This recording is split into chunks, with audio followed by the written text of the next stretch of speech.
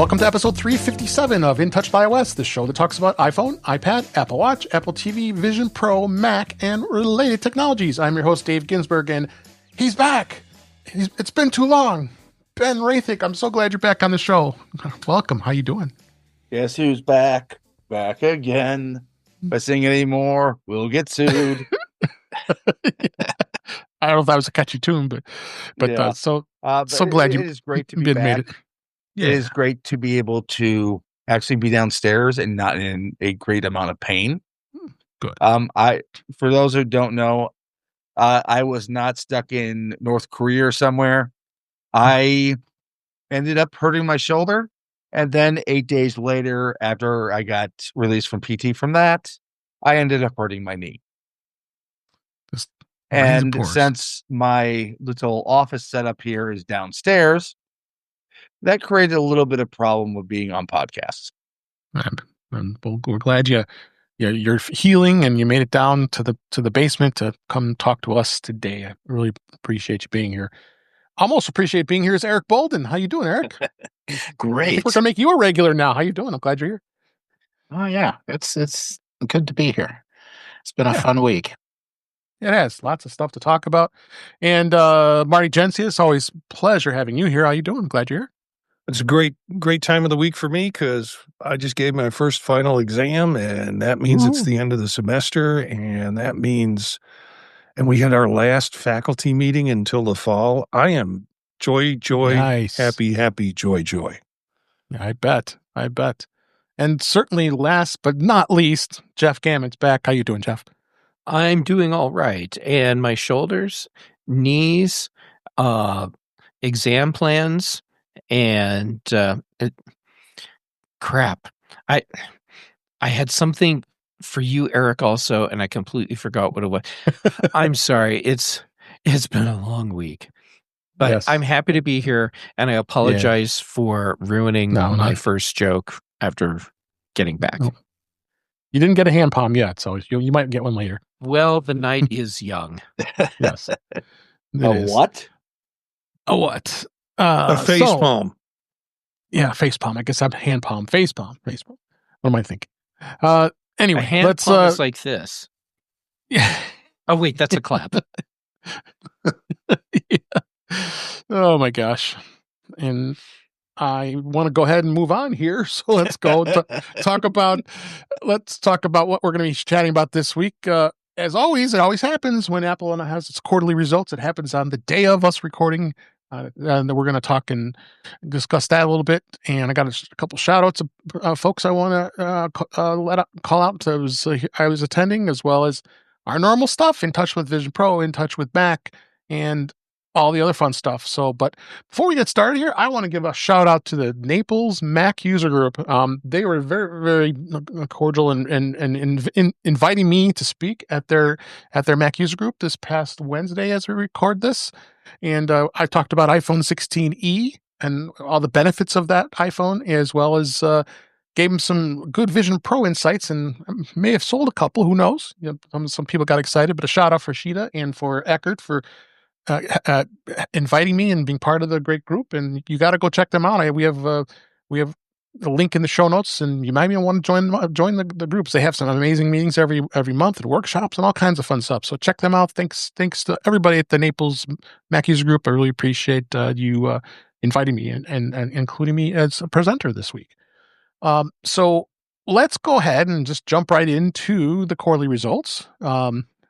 6 Colors is always our place to quote, because Jason Snell is absolutely amazing with his bar graphs and charts.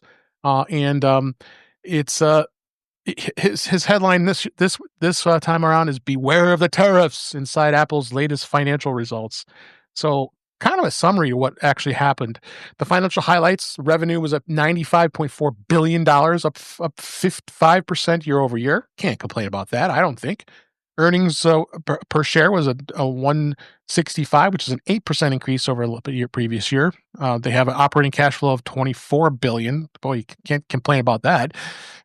And shareholder returns of $29 billion returned through dividends and buybacks. And stock buybacks have been authorized an additional $100 billion for share repurchases. So needless to say, they did pretty well considering the products and services performance. iPhone revenue was $46.84 billion, blistered by the launch of the iPhone 16e, that featuring Apple's first custom modem chip, the C1. Services revenue was $26.65 billion, achieving a new all-time high. Wearables and accessories underperformed related to expectations, so I guess you could kind of expect that. But year over year, they did a 7% increase overall for the quarter, and then year over year for different other products. The iPad was up 15%. It was just the same as it was the first quarter of 2025. So that's good to see some strong sales for iPad. Year over year for the iPhone revenue change was about 2%. So the last quarter was down minus 1%. So not a big number with iPhone, but overall nice to see that there was a bit of an increase. It was really the fact that the 16e really, I think, has driven a good chunk of these sales in iPhone. Services, they actually dipped a bit. It was at 12. It's at 12% this quarter, or it was 14% in the first quarter, and lots of, I think, pretty good numbers overall. What stood out for you, Marty? Where Apple stood out with here? We know you actually listened to the results. I never take the opportunity to listen to them, but I did because I was proctoring an exam. So I sat in the front of the room and I had an earbud in and I got to listen to it. And for those who've never listened to it, Tim comes on and talks about all the wonderful products and stuff that's been going on with Apple. And then there's some report where they start to talk about these kinds of numbers.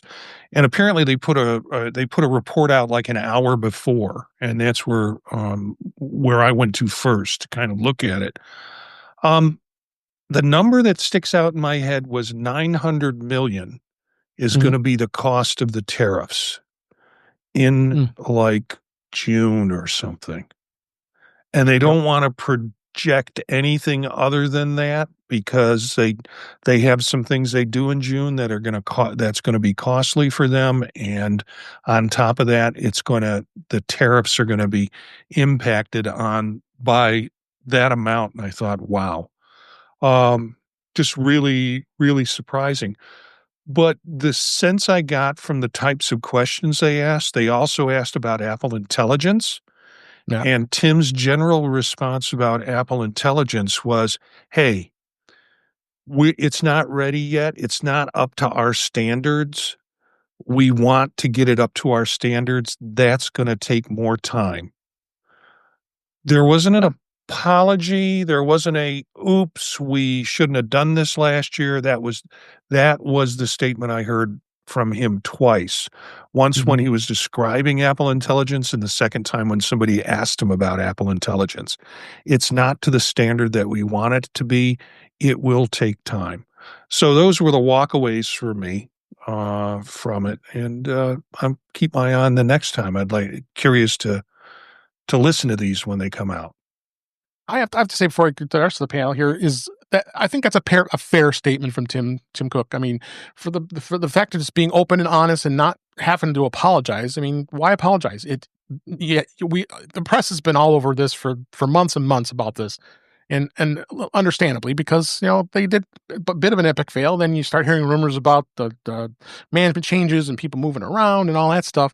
But that's a pretty fair statement in my opinion with what Tim Cook said and relates to that. So, Bren, jump in here. Where's your thoughts on this? I don't know how fresh this is in your mind, but let us know what you think. Well, I mean, number one with Apple Intelligence, I mean, they've basically overhauled the entire structure of it. This is as close to making a admission of fault as you can get from Apple. Yeah, I agree. They know they have a lot of work to do. They're not hiding it anymore. It is what it is. I think other than the financials, you've had 4 strong quarters in a row for the iPad, something that 2 years ago, people had questions if it was basically dead as far as a product goes.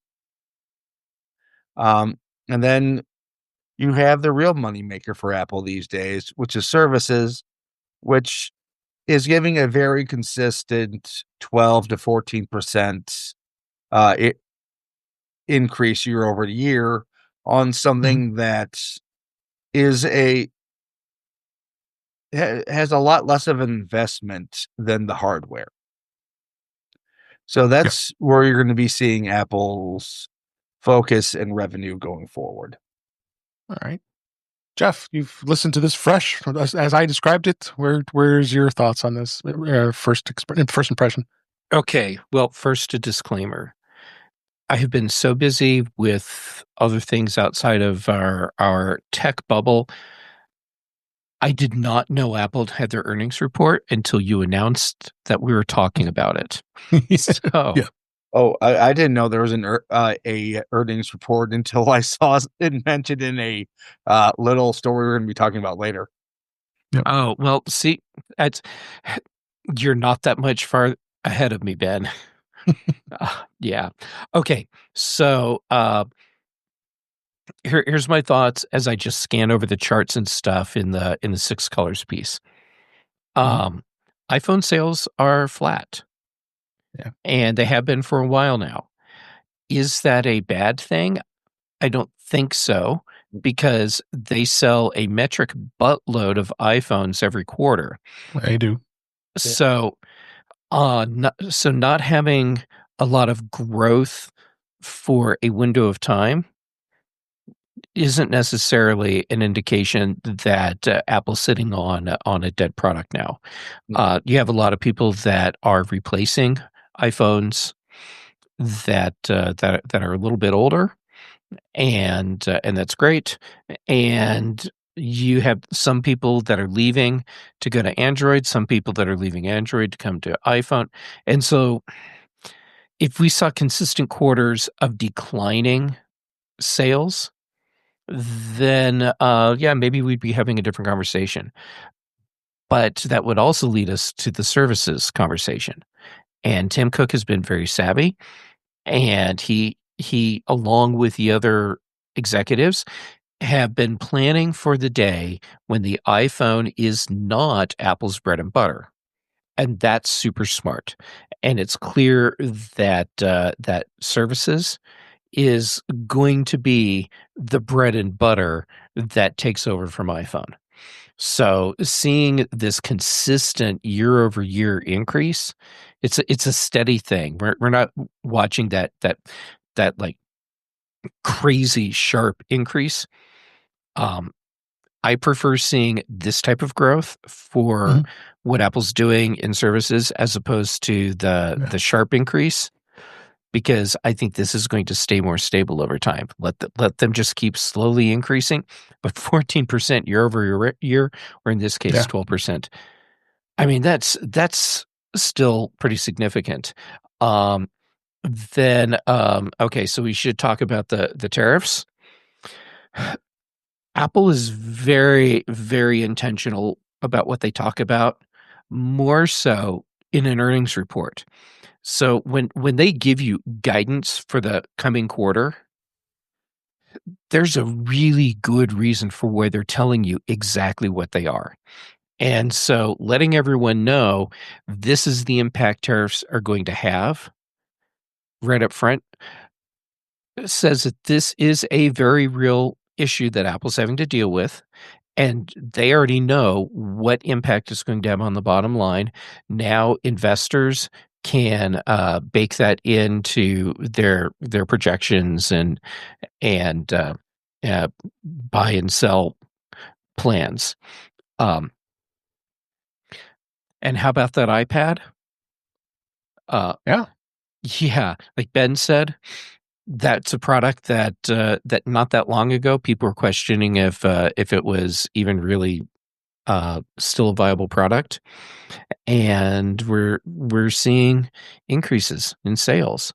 I didn't think it was a dying product. I think that Apple just had to do what they do periodically with the iPad and the Mac, which is they have to go through this transition phase where people wonder what's going on with upgrades and why we have a weird matrix where some things that cost more have fewer features and something that costs less, and then it all evens out, and then they're off to the races. And I think that's where we are with iPad.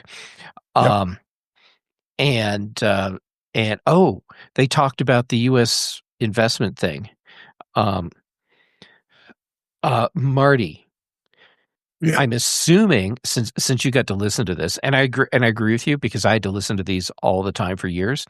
If you have a chance to listen, do it. These are fascinating things to listen to. But did they talk about this investment being something that's been in the works for a long time? Okay. Yeah, they were big on that, and they're also big on talking about U.S. made iPhones will be shifting to India, and Okay. to financially to adjust to the tariffs that are there. But yeah, Tim came back a couple of times to talk about the plant in Arizona that they're building and the one that they just broke ground on too. Okay. So what I'm extrapolating, the tapestry I'm building from the thread you just gave me, is that Tim used Tim Cook speak to let everyone know without actually saying the words that this investment is something Apple had been working on already, and Donald Trump doesn't get to take credit for this. Okay. And I'm not saying that to try and throw us into political discussion. It's just something that I find interesting about the way Apple delivers messages to people. Yeah, and then which ties into no. I would be surprised if anyone at Apple said anything about we're waiting on robotic arms to build iPhones in the United States. Which is another line that came out of the White House, and my take on that is the White House comment was fakety fake, and Apple is not planning on building a robotic production facility in the United States to make iPhones for a long list of reasons, not the least of which. But it would be is cool. It would be cool. It would be cool. It Oh, yeah, would of be course. cool.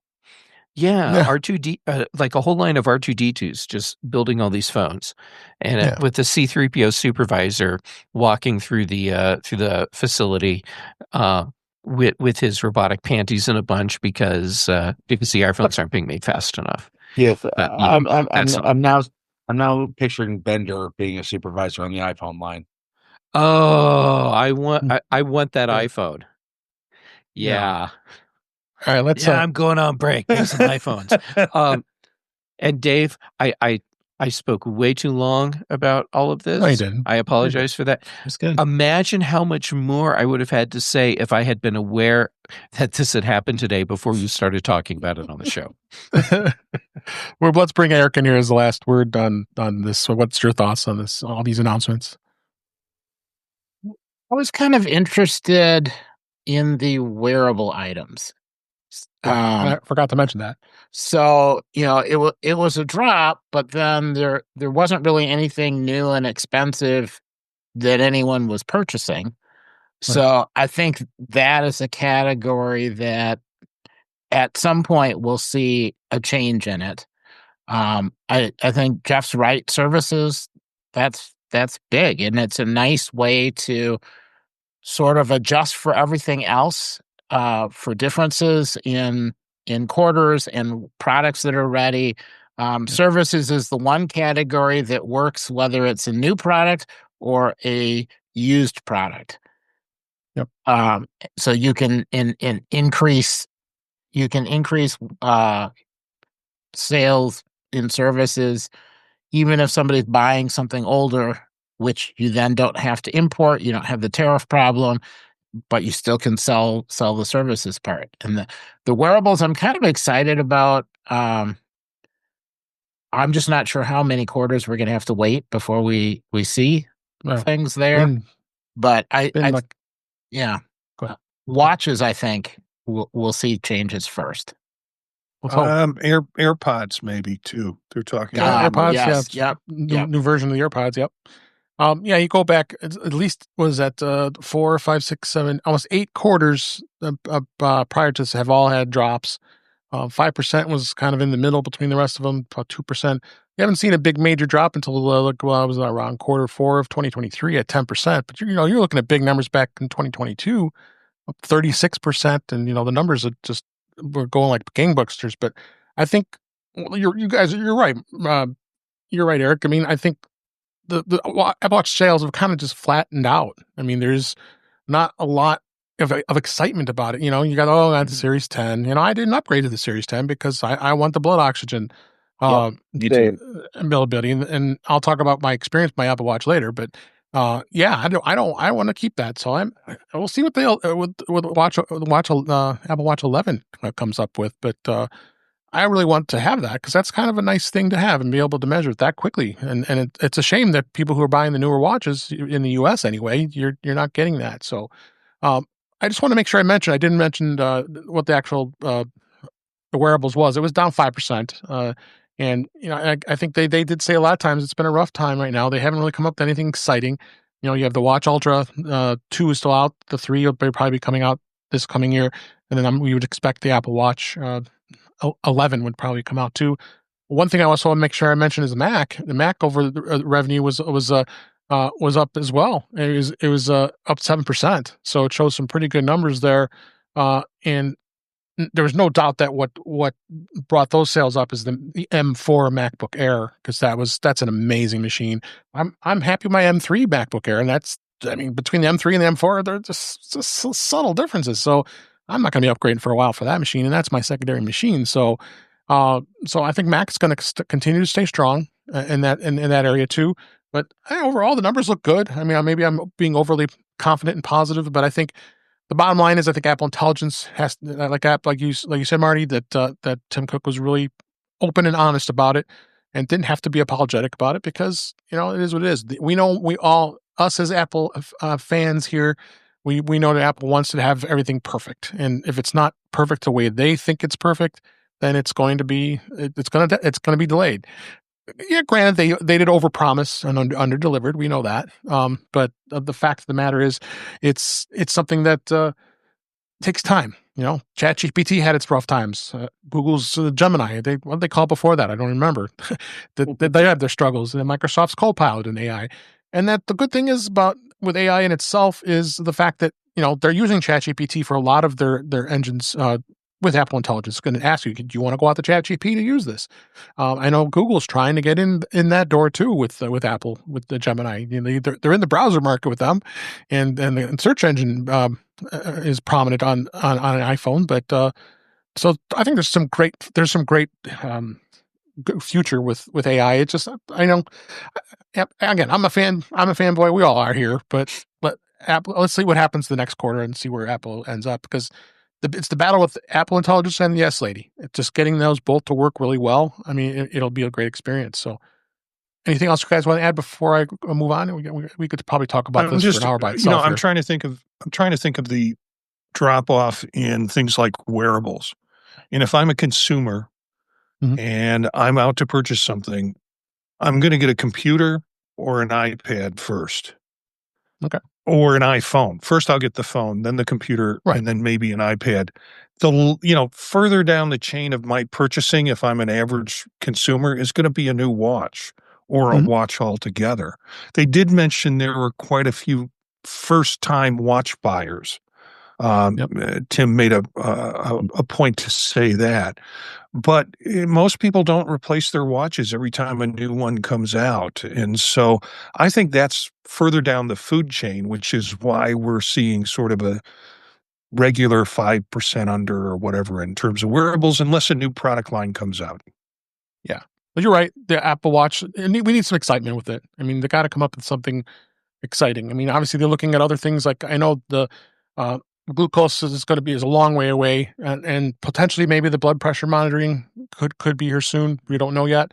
So I think they need to have a feature that comes out. But I think what is driving the Apple Watch sales is all these stories of it saved their life, and you're going to talk about that later, Marty on that. So all those things that save a lot of folks' lives, with AFib and with when you fall and all the other great things that the Apple Watch has to offer, it's something that was really good. So anyway, I think we had some great numbers, and Apple stock was slightly up today. So at least it's back up to where it was, very close to where it was, because a few weeks ago it was like way down. But then that's the market for you. So all right, let's go ahead and move on. We'll talk about In Touch with the Vision Pro this week.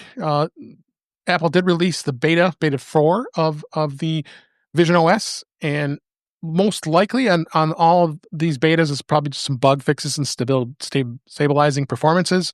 It was only a week after the last beta shipped, so so far nothing I can tell that had any difference. Eric or Marty, did you see anything different on this? I don't think you did. Nope. Just basic bug fixes. So yeah, I'm waiting for the beta that will then predict my future. 3.0. We're not going to see any major changes at this point. No, I don't think all so. the things that they said they were going to roll out in 2, they essentially have rolled out in 2. Siri, the S Lady, is much more responsive, I think, and there's a lot more that you can do with it. So okay, I have to ask, and I'm asking not as a joke, but like serious, more responsive in that you're actually getting quicker, useful results, or more responsive in it fails at a faster rate for you, so you don't have to wait as long. I'm looking to use it more for specific tasks, or what you would do in terms of closing apps, opening apps. Right. There's been some threads on how to use it for that purpose, which means I don't have to necessarily use my eyes and my fingers to do it. I can just give voice commands, and that seems to work pretty well. She's not doing complicated tasks, she's not doing complicated tasks on that, but the voice integration is really good with Vision Pro. Eric, have you tried any of that? Yeah, no, I agree. It's more efficient and faster to do things by voice than it is to do it the pinch and click way. Which is a good sign. And it also is a good, and it's not everything. It's not like you can say, hey, how do I do this random task and get an answer or hold a conversation? But in day-to-day usage, is it faster? Yes, than doing it without voice. And the team that produced that performance and the fact that it works is the same team that is tasked to fix the S Lady everywhere else. So they have experience, and we want it to be useful. Yes. And that is a good sign. Okay, cool. Okay. Ben, anything you want to add to this before we move on? Nope, not really. All right. At this point, Vision Pro is probably getting the most out of any of the 0.5 updates. Yeah. Only because it's got the furthest to go as an OS. That's a pretty fair statement, I guess. All right. So let's go ahead and move on. We'll the links are in the show notes as far as the beta release notes. But Apple did release the trailer of the new Apple TV Plus full feature-length immersive film. We've been talking about this for a few months now. U2, or Bono, is going to have his movie called Stories of Surrender on Apple TV Plus. And then we know Apple and U2 have had a long history of collaboration with the Songs of Innocence debacle, if we remember so fondly, when that was forced on everybody's iPod at the time. How dare people give me free stuff? Yeah, how dare them? I don't want this. Well, anyway, so this is just another latest evidence that the relationship is really even stronger with Bono and U2. The fact that they also have part of his his 2022 memoir, which was Surrender: 40 Songs, One Story. The full length movie is going to be available on May 30th, so it's the end of this month as we record. But you have the trailer. It's out on YouTube right now. You can watch that. Links in the show notes or in the article. And I'm excited. I can't wait to see this. I mean, I'm a pretty good fan of U2, and not everybody is a fan of the band, but I'm excited to see this because just from the experience we had with the Metallica immersive video, and in fact, I somebody else I had a discussion with about this, and how they got super excited about when they watched it because how insanely immersive it was, and we talked about this before. Metallica's video was just insane. I mean, it felt like you were there. So, so this is exciting. What do you guys think about this video? We'll start with Eric. Yeah, I'm excited to see something that's full length. Full length, yeah. We've been seeing these shorts, 18 minutes, and you want more. Well, and I'm hoping that you wouldn't produce a full length feature unless it was good. Yeah, and I think they've got enough time and money and talent and to do it right. Try it a bunch of different ways and then pull everything together. So I'm really hopeful. And each thing Apple has done has had new camera techniques and new ways of kind of putting things together. And this is far enough in the future that kind of all of the other things over the past year that they've been trying out, they know about. So hopefully we'll get all of the best of the kind of test shorts, and I'm just looking forward to it. Yeah. How about you, Marty? Oh boy, you're not going to like this. You don't like U2? No, I really like U2. I mean, when I was working at stations, they were coming out, and I was very much into U2. Okay. I looked at the trailer, and that if you're excited about seeing this, I would say avoid the trailer. Because for me, the trailer did a couple of things. First, it appears to be shot in black and white. It is. So I'm wondering, and I'm watching it on a 2D YouTube. I'm not watching it in a Vision Pro. So I'm still wondering with black and white, what kind of spatial or depth you're going to get without much color in it. I will say that Tim, when during the earnings meeting, he didn't mention U2. He didn't mention Hill Climb, which was the latest immersive we'll talk thing. about that. He mentioned Metallica. And I think Metallica is maybe going to be a better representation. The other thing that got me was, this is stories. So it's not U2. It's Bono with a bunch of musicians around him.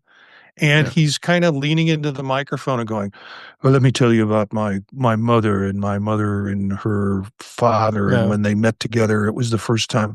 And you get a sense that this is going to be stories interwoven with portions of music that he's singing, but not with the full band. 2.5 minutes, it's hard to judge, but I would encourage people to look at it. At the same time, I'd say, don't look at it and go into it cold and see what it is. Ben, you have some thoughts on this? I know you're a big Metallica fan, right? Yes. And maybe you too. We've been getting little glimpses, little tastes, little previews of the Vision Pro over the last couple of years. Yep. It's about time we get the full course here. Right. I mean, immersive video has promised to be pretty much the consumer feature for this product. It's time we start moving forward from something that's just a tech demo. Yep. Jeff, you get the last word here on this. I like what everyone has been saying. And it would be super easy. Well, no, it wouldn't. It'd be super easy for someone else to say, and I have nothing else to add. But it's me, and so here we are. Okay. Regardless of whether or not you like U2, I think this is an important thing for Apple to do, regardless of whether or not people think the Metallica video is going to be better than this. This is about letting people see a proof of concept that you can do a full-length feature video movie and have it as a completely immersive experience. And right now, Apple's in the place where Vision Pro is still a bleeding edge product for a very select set of users. This is not a mainstream product yet, but the more content you produce like this to showcase what you can do, the better off you are down the road when you get to that point where you're now targeting the average consumer. And you have this vast library of really cool stuff for them to experience right away.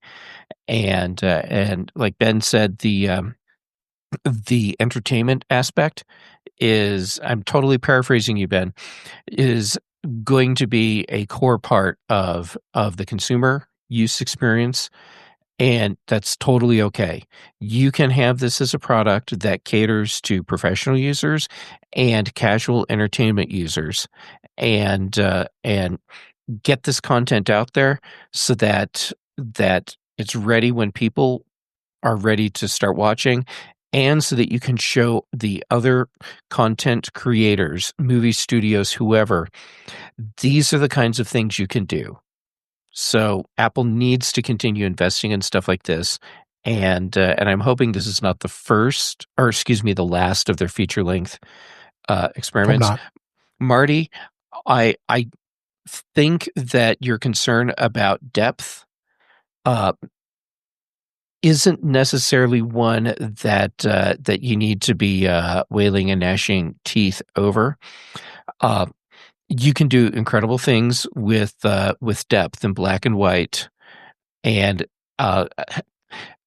if the team that put this together studied Ansel Adams, then I don't think we're going to have a problem with the depth in this. In fact, you may have a level of depth that you're not seeing in full color content. Yep. Okay. Let's move on to the next topic, and that I was on to talk about the new Apple Vision Pro immersive video. We just kind of mentioned it before. This is you're in the passenger seat of a record-breaking rally car hill climb. This is the 5th installment of the Apple immersive video series in adventure. It's now available for only the Vision Pro. The latest entry transports you into the passenger seat of a rally car during a record-breaking Pikes Peak International hill climb attempt. In addition to the driving views, the hill climb episode is going to take you behind the scenes with driver Laura Hayes as she explains why she's racing up the side of the mountain. Most impressive footage in the episode is the immersive first-person shot that they have on the road as they speed up the mountain and ride up that hood of the car. It's absolutely amazing. And there hasn't been any one of these immersive videos that I haven't been disappointed in. We want more. And will she break their own record it's a notoriously tough Pikes Peak? And Jeff, I'm going to start with you because this is in your home state. It is. Okay, first, I love that this race has always been called the Pikes Peak Hill Climb. Mm-hmm. Pikes Peak is 14,100 and something feet high. Right. It sticks way up into the sky. The road is windy and twisty, and it's everything about going up Pikes Peak and then coming back down is spectacular. Yeah. And getting to experience this from the perspective of someone who's in the hill race, I can only imagine just how cool that's going to be. And for a lot of people, this is the only time they'll get to experience something like Pikes Peak.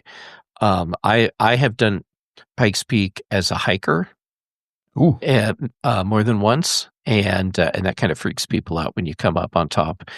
And you made it to the top. Wow. Oh yeah.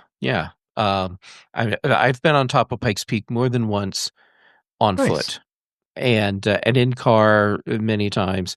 Anyhow, what I hope is that the people that are savvy enough to know how to parlay this into good advertising to get more people to come and check out Pikes Peak and Manitou Springs, which is a bonkers, crazy, cool place.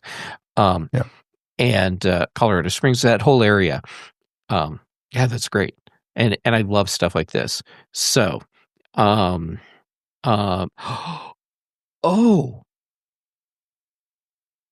I have 3 Vision Pro users that I'm going to be seeing in July. Yes, at you are. Macstock. If I ask politely, would someone let me watch at least a few minutes of this on their Vision Pro? Watch the whole thing. Come on. Yeah, you don't even have to ask politely. No, you don't. Yeah. We'll be all in the room together. All right. Hey, you guys, you better let me watch this on your Vision Pros, or Ben's gonna come and find you. Okay. Okay, guys. Don't let him watch. Well, this is not working the way I expected. Yeah. Anyhow, this is another example of what Apple needs to be doing so that people feel like they're getting their money's worth out of this device when it becomes mainstream consumer. Anybody have any brief additions to his comments? Because we're getting a little short on time here. Anybody else have a comment? I just I enjoyed watching it. What I'm doing now with these videos is trying to figure out the camera angles. And I get sucked into the photography and then I have to go back and watch it for the narrative. Yep. Okay. All right. Let's go ahead and move on to the beta discussion. I'll be real brief with that. There isn't much to talk about, honestly. iOS 18.5 was released. It's the 4th beta, and the public beta is also available as well. So far, it's just been minor updates. Really not much else to say about it. It's because, Apple's going to be transitioning over to iOS 19 and iPadOS 19, not even just about a month from now. So there really isn't much else to say about that. watchOS came out as well as tvOS, watchOS 11.5 and tvOS 18.5. Nothing really much to talk about there. There really isn't much else to say there with the beta this week, so I'm going to keep it brief. The other thing I want to mention is In Touch with Mac this week. They did see the 4th beta of macOS Sequoia, a 15.5.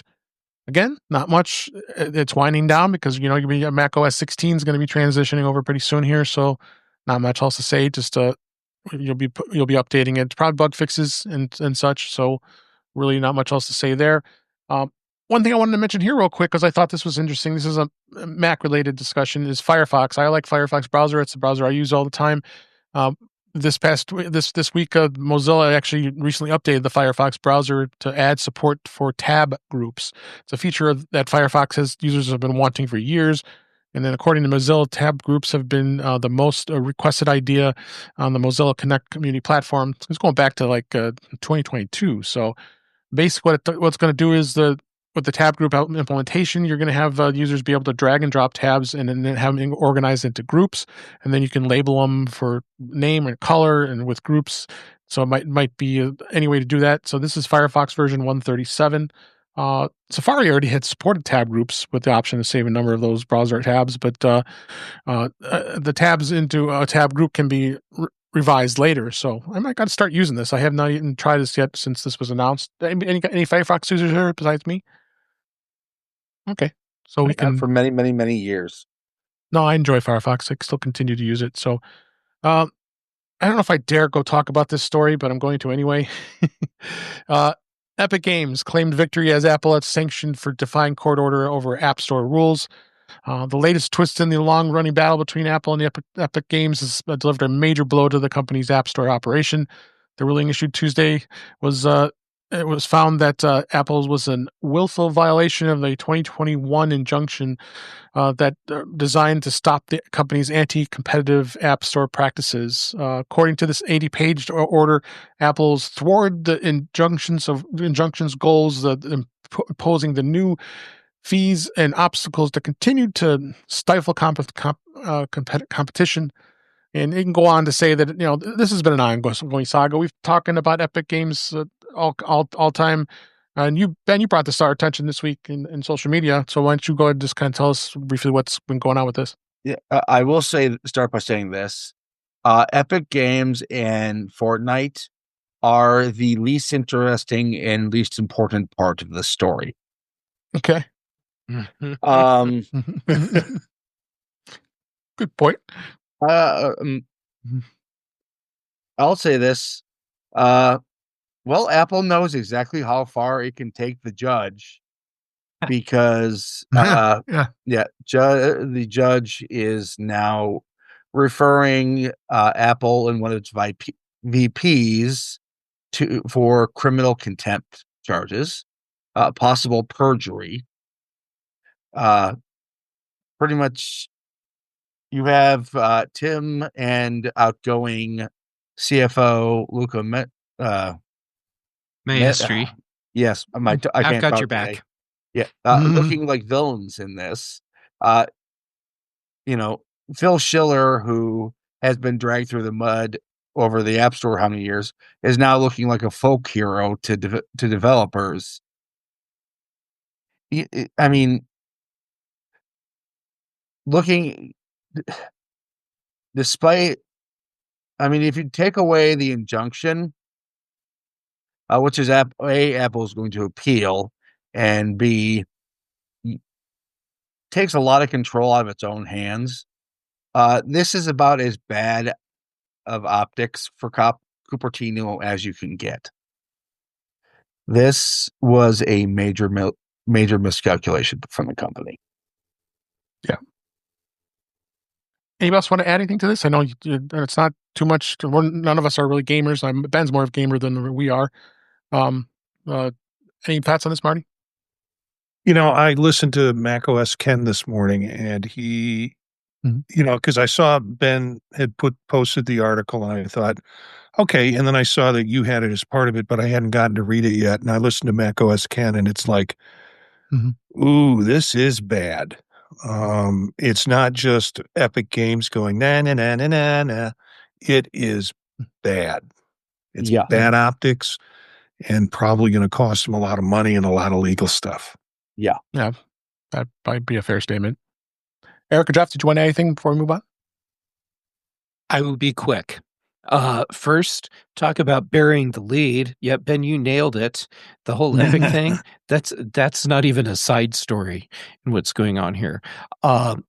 From a legal perspective, I'm finding super fascinating. That's a good way to put it. Yeah. And I would love to be privy to what's really going on, because there's what the court is saying, what the media is saying, what Apple knows, and what everyone else involved in this process knows. None of those things completely align. So knowing what's really going on would be just super fascinating. Did Apple leadership intentionally perjure themselves to try and win this case, or to get the outcome that they wanted?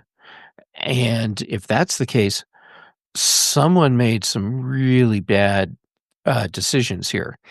That said, Apple is a very big company. Yeah. With a lot of money. And they may very well have said, yes, we're going to do this. And we may get caught or we may not. And if we get caught, we have a very big bankroll to deal with this problem and make it go away one way or another. Sure.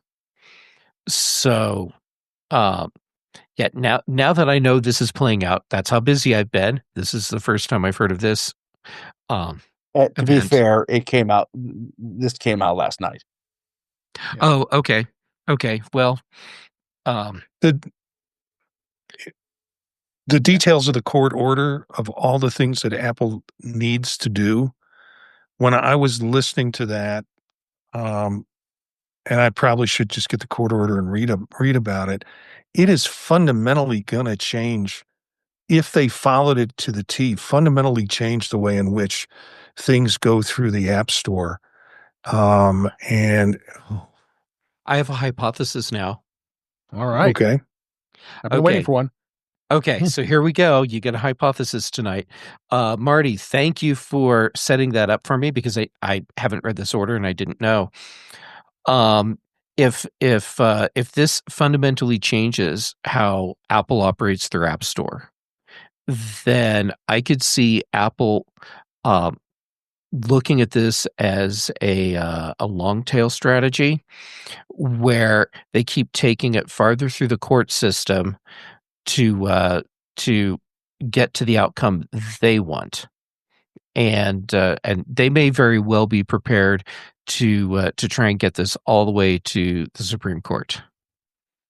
Oh, definitely. Yeah. So, my hypothesis now is that regardless of how their actions are being interpreted and whether or not they might be facing steep fines, sanctions, criminal filings, this is all part of a very calculated strategy that they knew going into this. They were looking at this part of the process, and there are no surprises for Apple in this one right now. Yeah, we shouldn't get into this too deep. I think Dave's got a good point, with the show. I think, but Frank, this could be. I mean, there is looking at the details of all the things that are expected. That could be a long conversation. Yeah. All right, and I bet it will be. Yeah, and it says something about how. It says something that Apple is immediately complying with this order. Yeah. All right, let's go ahead and move on. Like I said, I knew there would be a pretty broad topic towards the end of the show here. So let's go ahead and move on this week. Marty, you shared a story with us earlier this week on Mac Voices Live, but I wanted our audience here to be able to hear about it as well. So you had a bit of a dilemma with the Apple Watch and the Health app. So why don't you kind of share your experience of what happened this week? I had I was running a meeting on Monday and Tuesday, and so Sunday I was trying to get ready for it, and my Apple Watch kept going off telling me that I had irregular heartbeat. I've had that happen before, and it was kind of a false positive. There was no explanation for it. Months ago that happened. But it said, you might want to talk to your doctor. This could be AFib. And so I said, yeah, sure. And I did what all stubborn men do. And ignored it. And, but it kept coming up and I did not feel good. So I'm like, I just need to take more naps. And eventually I made the mistake that men like me do. I told my wife the next morning and she said, you're going to the doctor. And I said, but I can't. I'm in a meeting from 9 until whenever today, and I'm running the meeting. And I feel okay, and my heart rate's all right. But I called my doctor, and my doctor's nurse said, we can get you in at 6. So surprising, I went over there, and by then I had looked at all the data that was in my health app, and it was like every 2 minutes, my watch was sending heart rate data to my health app, or every 3 to 5 minutes. I had a day long full of data. And then, it would stop and it would give me a warning and then it would start that over again. But, with the 5 or 6 things I had during the day, it covered my whole day. And I took it into the doctor, showed it to the doctor, and he was like, yep, AFib. And then he made a statement which really surprised me because physicians don't necessarily want to take a position on this. But he said, that thing, referring to the Apple Watch, when it comes to AFib, 98% accurate. You get an occasional false positive here and there, but it's great. So he's got me hooked up for the next couple of weeks. I've got a button that I can push if I start feeling dizzy to record what's going on with me. I'm giving friends an opportunity for a quarter to push it so I can make a little extra cash on Where's the the side slide? and Yeah. show, throw some false positives toward my doctor for a while. But yeah, it was an event. And the irony of the story is I always wanted to get a new watch when new watches come out. And it's sort of like, but hon, I got to get the new one because it will record your heart rate and it'll take you about AFib and blah, blah, blah, blah, blah. And I think that was karma coming back to me. That actually it forced me to get AFib in order to get karma. So I'm thinking Vision Pro 2, maybe pancreatic cancer. I'm going to go for something bigger for that. Well, go ahead, Jeff. Marty first. I'm glad this is caught, and presumably you will be okay. But now you have a free pass. Yeah. Anytime you're ready to upgrade something, and your wife's like, "You can't spend that money." Oh, so you want me to die? I'm afraid to ask that question. But okay, fair.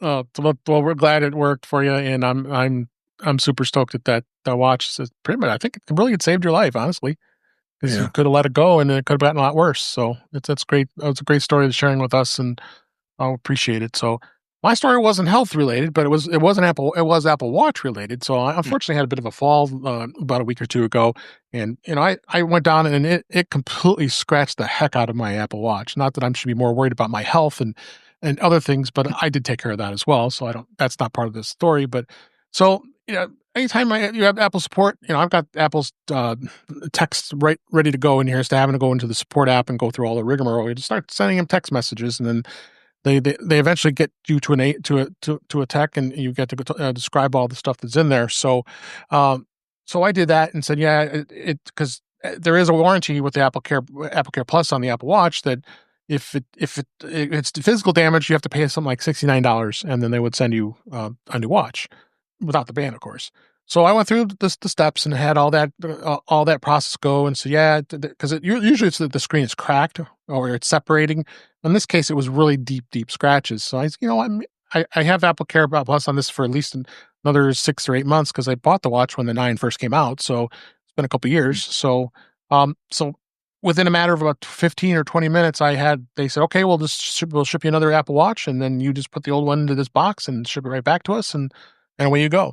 So again, kudos to Apple and having amazing support when it comes to this. And I said it time and time again, I think Apple Care Plus in most cases does pay itself off when you go and turn around. I would have to spend another $300 if I wanted to buy another Apple Watch. And I wanted to keep the Series 9, so you'd probably have to go deep to try to find one. So they sent it the exact same model, and it was a very excellent experience. And I think all of us here can attest to this when it comes to Apple support, whenever you're getting takes care of things. And I've talked about it for years on this show with my Macs and with my iPad and my iPhone. I've had plenty of iPhones where the screen was cracked and they took care of it. And so kudos to Apple again for having a good support success. Anybody want to throw any comments on this?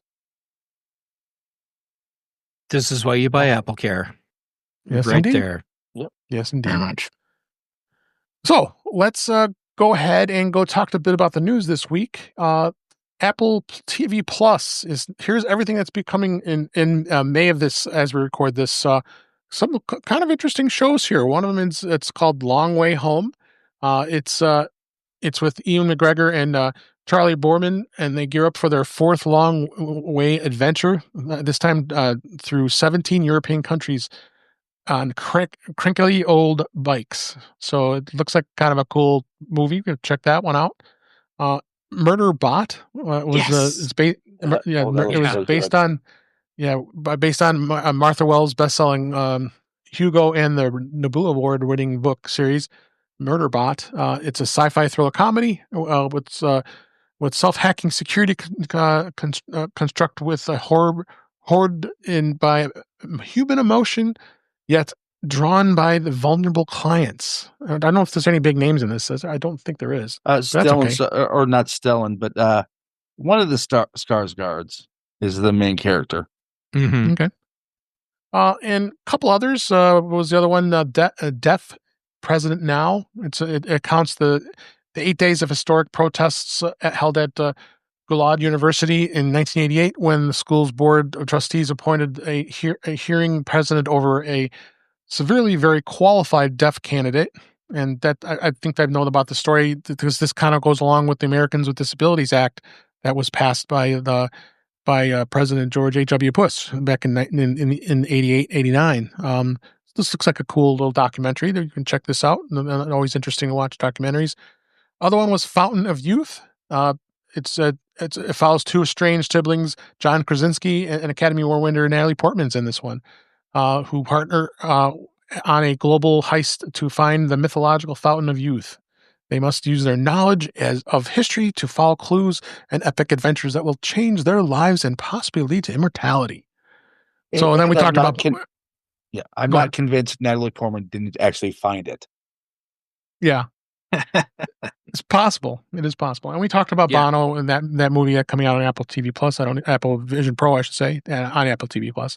So again, a lot of great new content on Apple TV Plus. I think this is some very worthy mountain movies to watch this month, and I'm way behind and even catching on series besides movies. So I got to get cooking on Apple TV Plus. There's some great stuff here, guys. Anybody want to throw any comments on this? Yeah, have you seen the Long Way Home series? Because this is I've not.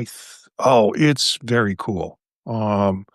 They plan out a route, and I think they did one from like the tip of South America north, and they just they do their bikes and they go along so it's you get a little bit of a travelogue at the same time you get the experience of these guys doing a route that has all sorts of challenges with it.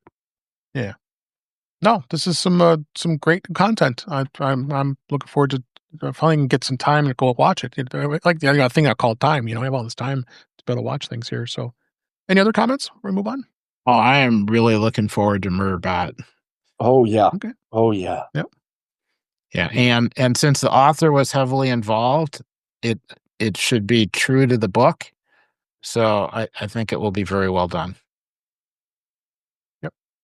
All right. This story, real quick. We talked about this kind of during the Q2 results.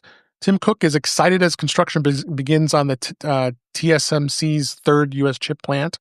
Apple's CEO Tim Cook had said today that the company is excited about becoming the first customer of TSMC's Arizona chip plants. He made the comment that as the company started its construction on their third plant.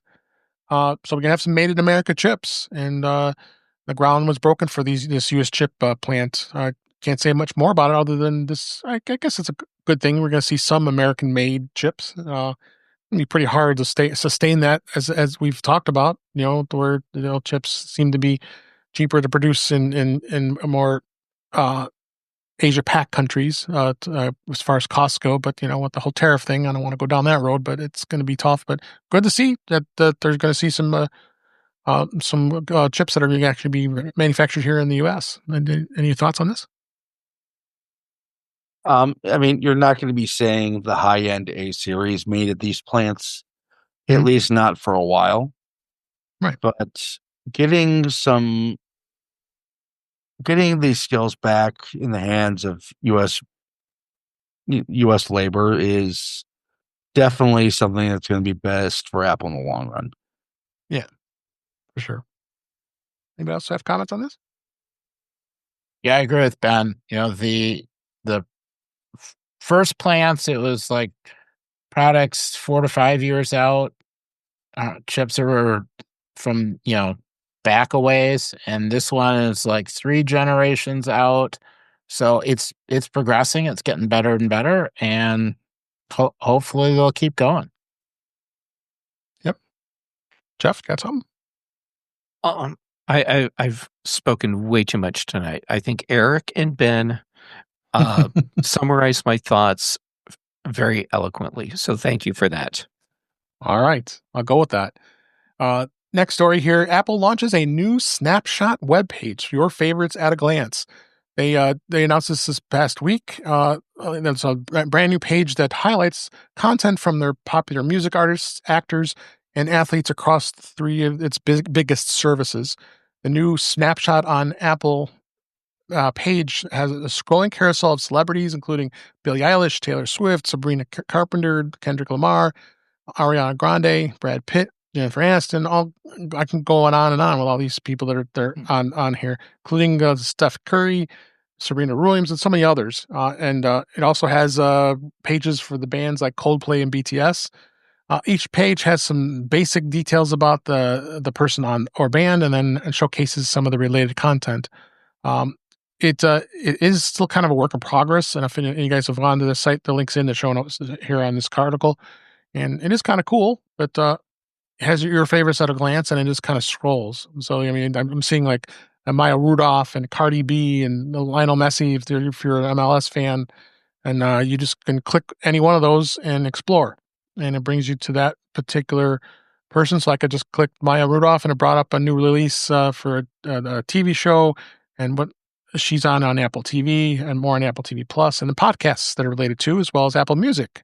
This is kind of cool. That even tells you a little bit about her, like where she was born and when's her birthday, and all the content in here. I think Apple's got a little something here. It might be something fun to look at, to explore. Jeff, did you take a look at this? What do you think? I did take a look at this right before we jumped into the story. Okay. And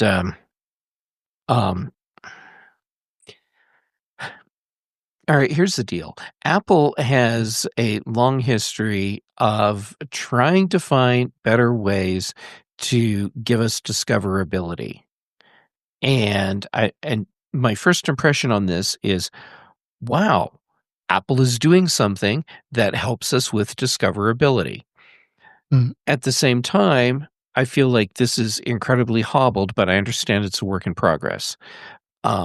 This needs to be far more extensive, and they need to add in ways for you to search and Mm-hmm. like say, hey, I'm interested in performers who have been in sci-fi and fantasy movies. And so then you get the acting talent, but then maybe you get some writers, and maybe you get some musicians that have composed soundtracks, and so you can have discoverability through that, and then suggestions based on what you're looking at, all of that kind of stuff, and put it in the places where I am going to be when I want to find these people. I need to be able to sit on the couch and open up the TV app and have this kind of discoverability. And there you go. I'll stop hitting my mic. Sorry. Yeah, give this to me in a place where it's really useful for what I'm doing. Put it in those apps where I'm already looking for content. Yep. But hey, all right, at least we got a start. We did. How about you, Ben? I applaud Apple for continuing to try this. That said, I'm probably going to forget this ever existed by the time we do the Mac show tomorrow. It'll be a whole brand new discussion for you. Well, he has access to the show notes, so Jeff might come up with it just for you. Mm-hmm. Eric, Marty, anything to add on this? I think the work that went into doing this can be used again for audio queries, for S-Lady type queries. So I don't think it'll be a waste. I think Ben's right. A few people will see it. It'll be easy to forget, but then if it comes back later and shows up because you ask a question, and then an artist is returned with background and other information, and it looks good for the moment when I'm going to to view it. So I wouldn't mind seeing it come back as a future query. For you, Marty? Yeah, I bet if we all went to snapshot.apple.com, we would have the same stream. I see this as kind of a shell game right now, where I don't really care about Steph Curry. He's not my favorite, and it's titled Your Favorites at a Glance. So I don't think it's necessarily curating into my Apple Music or my Apple Movies or the things that I've watched on Apple TV. I think this is an opportunity for me to go, oh, Morgan Freeman. Let me click on that. And then the next thing I get is some Apple-related entertainment piece that Morgan Freeman was associated with. So my problem with it is it's not my favorites yet. And until it gets curated that way, it's advertisement. Okay. And like I said, I think it's work in progress. I don't think it's anything that's going to get anybody too overly excited, but fun thing to see where it goes. But Marty, even when they get what you want in here, it's still advertisement. But it's palatable advertisement, and that's super important. Yep. All right, a couple more stories here before we wrap up. ChatGPT gains a new shopping feature, which visual search and more. OpenAI announced several new updates to ChatGPT, including a suite of shopping-focused tools that turns the chatbot into a full-featured product discovery and comparison engine. The update brings visual search results, personalized recommendations, and improved product filtering to the existing ChatGPT interface. Users can browse and compare products from across the web by simply describing what they're looking for. A good example was they gave a query that says best 4K monitors under $500.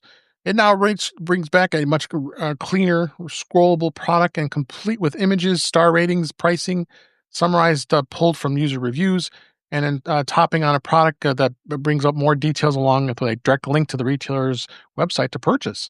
I just put that query that it mentioned in the article, and wow, it's pretty amazing. It has 4 different monitors that are picked. Actually, no, there's more. There's about 6 or 7 or 8 of them. You just scroll across the screen here. And then it gives the top picks explained and goes through all the different steps. I mean, you've got about 8 or 9 steps, 7 steps here, as far as what top picks were explained, and then it gives you a summary.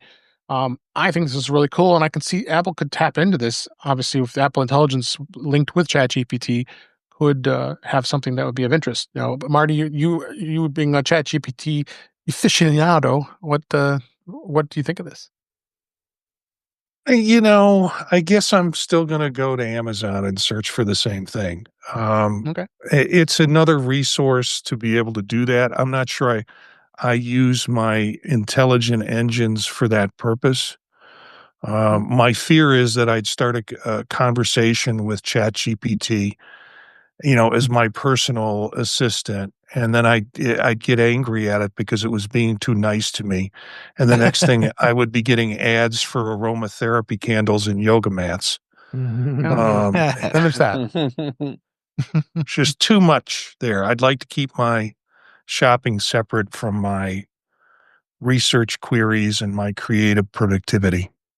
Yeah. How about you, Jeff? What do you think of this? It's no secret that OpenAI wants to be your go-to place for all of your online information requests. Mm-hmm. So what that means is they want to take on Google head on. Yeah. And a core part of being able to do that is product shopping. So for the people that were still thinking, oh no, ChatGPT and Google Web Search, these aren't related. They're complementary or even just parallel. They're different things. No, they're not. ChatGPT wants to be your new search engine, and there you go. Yeah. Ben, what do you think? Yeah, I think everybody so far got this head on. They're going up against Google, but I mean, honestly, this is not what I use ChatGPT GPT for. Okay. Yeah, I've done it for many other different things beyond shopping. And Eric, Not have you yet. used? Yeah, we'll see. Eric, have you used ChatGPT before? Something like this? Every once in a while, or a different AI model. I mean, really, what this is showing is Google searching is abysmally bad right now. Yep. No one. This wouldn't be a product. No one would be looking for this if you could actually search in Google and get a result that made sense. Yeah, that makes sense. So I was going to go ahead. don't. Yeah. Go ahead. Sorry, go ahead. Oh, so I don't think this will be the last engine that is out there for searching. I think this will be one of the more popular features for AI search tools. Yeah. Well, I mean, I just tried it in Google Gemini, and it's also just going to give us this text-based responses. So that's one of the different things that GPT is offering on this. So, as AI progresses, more things are going to happen like this. So we'll see where it goes, right? And then the last story I want to hit this week is why Roku's ad strategy makes Apple TV 4K the better streaming choice. In a surprising twist, Roku's marketing lead, Jordan Roast, may have inadvertently made the strongest case yet for choosing Apple TV 4K over the Roku's streaming service devices. As it was reported back earlier on 9 to 5 Mac on April 23rd of this year, Roast's comments was about Roku's ad-heavy approach. I would agree with that, highlighting a growing divide between the streaming market and affordable devices with intrusive ads versus a premium ad-free experience like the Apple TV 4K. With Roku's latest streaming sticks priced at $23 to $39, Apple TV 4K starts at $129. The price gap is significant, but so are the differences of the user experiences. I would tend to agree with this when it comes to user experience. I mean, again, we're all Apple fans here. I've got a Roku, and I have not touched it in a while. I mean, I have a number of Rokus, and I even tried to set one up for my mother, and that's hard because she'll hit the ads that come up all the time, and then she doesn't know where she went. So, I mean, and even trying to make something simple for somebody is tough. So, Eric, what do you think on this? On what their comments were about Apple TV? Oh, I agree wholeheartedly. There's nothing I hate worse than having to deal with ads. I mean, I get a short window. I want to sit down and I want to relax, and it's ads. Or even if you successfully start something and you get into it, and then all of a sudden you have ads breaking it up. It's a miserable experience. Agreed. And Jeff, your thoughts? I dread the day that I have to replace my ancient Sony Bravia television because everything's a smart TV now, Right. and I don't want to use any of the smart TV features. Yep. So, when I see stories like this about what Roku is doing, and we've seen stories about Samsung and other companies that are looking at ways to inject ads into your regular television viewing experience, I get real uneasy. And yes, this is a great selling point for Apple TV. Unfortunately, I think that message will be lost on a lot of people because there's a big difference between $19.99 for a Roku or a Fire Stick and what's the base Apple TV now? $129. Yeah, that $100 difference. That's significant for a lot of people. Agreed. How about you, Ben? Look, when I choose a streaming service with ads, I'm making that choice willingly. Basically, turning your Fire TV or your Roku or your whatever into that failed concept called Telly. Yeah. I had the option to get a free one. I said no because I don't want to commit to that stupid thing. Yeah, this is destroying the TV experience. I would rather pay more and get that ad-free experience in the interface, then get one of these. I mean, fortunately, so far, Google, of all people, the masters of ads, have not injected ads like this into Google TV, and you can get some Google TV devices at Walmart for basically a song that are very usable. But really, with all the stuff that's going on, and places like Roku, who are trying to degrade the experience to make a buck, if Apple were to make a bare bones device at the old $79 cost that the Apple TV was before tvOS, that thing would just go flying off the shelves. It could, but Apple's not known to having that kind of discounted units these days. So I would just challenge that. If they would come up with something less price, there's no reason to, because they're still getting people to buy it. But there is a lot more Roku owners out there than there is Apple TV owners because of the price. You're right. Mm-hmm. And I think the experience on Roku is not anywhere near what the Apple TV is. When I go to Roku, I start navigating around again. I probably should do it again. I haven't done it in so long. And I was like, God, this is a pain in the butt. I can't even get around this stuff. And then you got the damn ads everywhere, and and then you have to uninstall these apps. And the App Store experience is much better on the Apple TV. So I would agree with that. So last word on this is from Marty. God bless them. They're just trying to make a buck. They're not going to make it by selling a bazillion $20 Roku sticks. Right.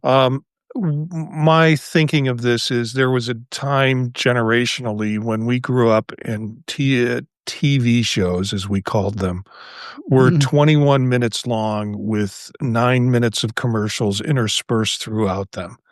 And we got up and we got a sandwich or we took a pee and we did whatever we were going to do during that minute and a half of commercials that broke up the show neatly into 3 or 4 parts. And broke the narrative. Once VCRs came out and we could fast forward through all that crap, the whole idea of what we watch and the narrative changed. This is a 1960s kind of way of looking at entertainment that doesn't fit in the 2020s at all. And whole generation of people grew up with being able to skip ads or not have ads at all. Yeah, that is true. All right. That's pretty much that in a nutshell. I'm still sticking with my Apple TV. I think most of us here are going to as well. Hey, Dave. With that, go ahead. Yes. Just real quick. One thing about the Apple TV that's super appealing to me, it doesn't matter what television I'm using, as long as I have my Apple TV. If my TV were, not knock on wood, to die today, hopefully it doesn't, I could go to the store, pick up a new TV, bring it in, plug it in, and as long as that smart TV doesn't require an internet connection just to turn on and work, all I have to do is plug it into my Apple TV and I'm back in business. Nothing else changes. To me, that's a huge selling feature for Apple TV. The other, I'll hit to that point, thanks for bringing that up, is the fact that if you have multiple Apple TVs in your house like I do, when you sign into all of them on your Apple ID, on your account, any apps that are installed on the one Apple TV will sync to all the other ones. So you want to keep a consistent app. How do you think of that? I mean, Roku, again, their app experience is just god-awful. I mean, having to move them around and uninstall them, reinstall them, and I think it's poor execution on the Roku's part with apps, because again, it's a $30 device. They're trying to sell the more expensive ones, but I've never seen one that's been that good of a quality, that having the consistency of what Apple TV does. Now, granted, I would say, a lot of people don't like the Apple TV remote because it's hard to navigate, and my wife has the challenge with it all the time. There's these third-party companies that are coming up with the button remotes, but then still that's a little harder to do because there's some of the things that the Apple TV remote can do that button remote isn't going to do. So they really haven't come up with a somewhat better way with the remotes. I'm used to it, so it doesn't bother me, but a lot of people have the challenge with it. So, all right. But before we wrap up this week, I want to make sure we talk about MacStock. The MacStock Conference and Expo is going to be on July 11th, 12th, and 13th this year, and I can't believe it. There's 70 days until MacStock. I can't wait. And the theme this year is share. And what it is, you're gonna be, any of the presenters are going to be able to share what their engaging presentations are going to be. I will give a spoiler alert. I'm going to be talking about sharing by using screen capturing programs like Snagit. So that's what my topic is going to be. But I know Marty's going to be speaking. Jeff's going to be speaking as well. They'll be working on their presentations. Like I haven't started yet either. So, I know all of us are in that same boat. But a lot of good new fresh speakers, including such folks that I've not met before: Mike Burke and Chris Cook. Friend of the show, Brian Flanagan Arse is going to be here. This guy Jeff Gammett's going to be speaking, and then Kelly Gamont and Brittany Smith will be together in the same room for the first time, and I can't remember how it's been when I've seen them both together. That's going to be a fun time. It will be had by all when you're in the same room with those two awesome ladies. And Jill McKinley, who's been on the show many times, she'll be there. Allison Sheridan's going to be there. Kirsten Say. Brett Terpstra, and then Marty, as well as his son, Will Genesis, are going to be doing a tag team presentation, which I'm looking forward to seeing as well. So you've got some great content that's going to be coming for this show, for this conference. 3 full days, including workshops and presentation sessions. They're going to be giving you lunch. You're going to get a commemorative MacStock 9 T-shirt. I have every T-shirt that I've received because I've, of course, been to every MacStock. And you're going to get the digital pass included. And then that was one of the big things we want to promote too, because there are digital passes from past years you can purchase now. And then if you go to see MacStock Live, it's going to be, you'll automatically get the digital pass so you can go back and watch what you saw and take notes and be able to refer back to what you had learned during this conference. The best way in the world to be able to do networking. You'll see old friends, you'll meet new friends. All of the presenters are very approachable. I can attest to that because I am, and Jeff is, and Marty is. So we would love to have you come out and to check it out. Again, it's July 11th, 12th, and 13th. It's in Crystal Lake, Illinois, at the Holiday Inn. There is a wonderful convention center there, and we're going to be able to stay in one place. You can get hotel rooms right in the hotel at the Holiday Inn and be in the same place. You don't even have to leave if you don't want to. And the Crystal Lake area in Illinois, outside of Chicago, is always a great place there's some great other places to eat if you want to get around. And so please check it out. But for In Touch with iOS listeners and watchers, I have an offer code. Offer code is InTouch50. If you use that when you check out, you will get $50 off the weekend pass and so save a little bit of money as well as be able to just get this amazingly great content. Website again is MacStockConferenceandExpo.com. Links in the show notes. We want you to be there, and I think everybody here is looking forward to it. I know we got to get Ben to come. Hope maybe we can. We'll twist his arm a little bit, but he's crossing his fingers. So, but we'll get everybody there. But Eric Bone's going to be there. Marty, myself, and Jeff, and so many of our friends. Chuck Joyner's going to be there this year. He's kind of in the bullpen for speaking, but he's going to be there. Don't worry, he'll be there for Mac Voices. So, looking forward to it. So again, MacStockConferenceandExpo.com. Come check it out. You're going to have a blast. I can't wait to see it. And use that offer code InTouch50 at checkout to save yourself $50. All right, let's go ahead and wrap up for this week. That's a wrap for this week. Please send your comments, questions, and suggestions to our email address, which is feedback@intouchwithios.com. You can follow us on BlueSky and as well as Mastodon at InTouchWithIOS. Support the show. Buy me a coffee at intouchwithios.com/coffee. We would really appreciate it. You can become a patron of the show by going to patreon.com/intouchwithios. We have 2 tiers available to support the show. We would really appreciate it. Make sure you like, share, and subscribe to be notified when we are live streaming, which is on Thursday nights at 8 p.m. Eastern Time, 5 p.m. Pacific on our YouTube channel, which is youtube.com/intouchwithios. We had a bunch of folks in the chat there, with us live, including Webb Bixby. How you doing, Webb? So glad to see you. You can also be able to watch the live streams that we record, as well as be able to listen to past shows. Visit In Touch with iOS magazine on Flipboard, where many of the topics we discuss are flipped into that magazine. The link is in our show notes. And you can also subscribe to the show in your favorite podcatcher, which includes Pocket Casts, Overcast, Apple Podcasts, and many others. But better yet, just go to our website, intouchwithios.com, where all the links to all the ways to listen to us are right on that website. I am Dave Ginsburg, and you can find me on BlueSky and Mastodon at DaveG65. Ben Rathick, so glad you made it this week. I hope we get to see you again more. Where can people find you? Well, Dave, first off, right after the show, you're going to be finding me going to look for my two Aldi's quarters to put in the Marty AFib bucket. Nice one. Now that I'm better, you're going to be able to find me on podcasts such as this one, and the Mac Show and Mac Voices Live, hopefully a little bit more often. Work aloud. You can also find my rants and ravings at rathictech.com. Great. And on social media at Ben Rathick. Yeah, that's still a thing too. That is. Any social media you'll find Ben at Ben Rathick. Thanks, Ben.